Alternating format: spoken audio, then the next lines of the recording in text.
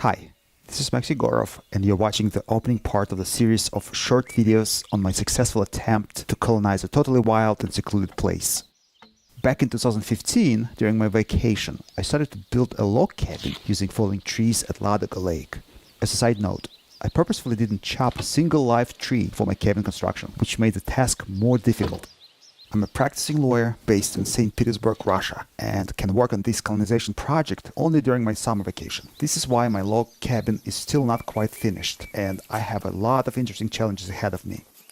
My cabin has log walls, a roof covered with growing grass and strawberry, original windows, and a traditional Slavic door that I particularly enjoyed making.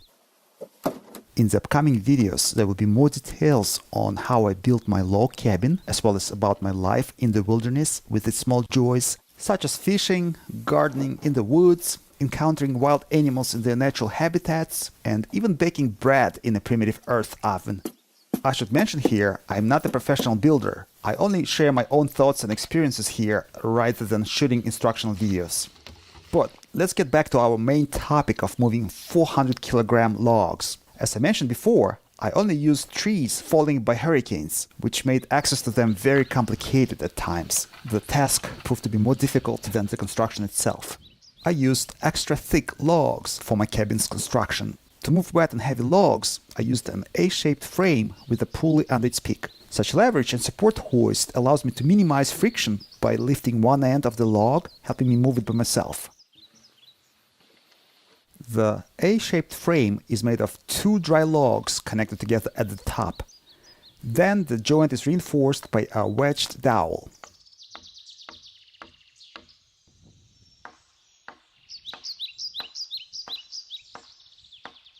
Note that the wedge is hammered across the log's grain to prevent it from splitting. I also screwed in a perpendicular arm to add extra strength to the system.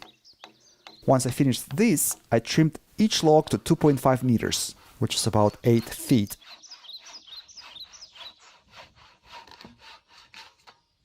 Okay, we are finished with building the hoist after we installed a pulley on its top. Now we can put it to use and start skidding logs.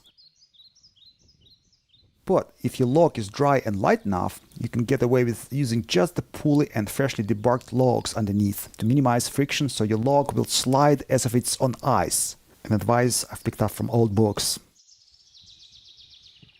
If you like this video, perhaps you could share it with your friends. Let good people watch good videos. Postscriptum. I have a lot of uprooted stumps left in the area, and they're taking up a lot of space. I'm open to suggestions on what to do with them other than just burning them. Please share your ideas in the comment section.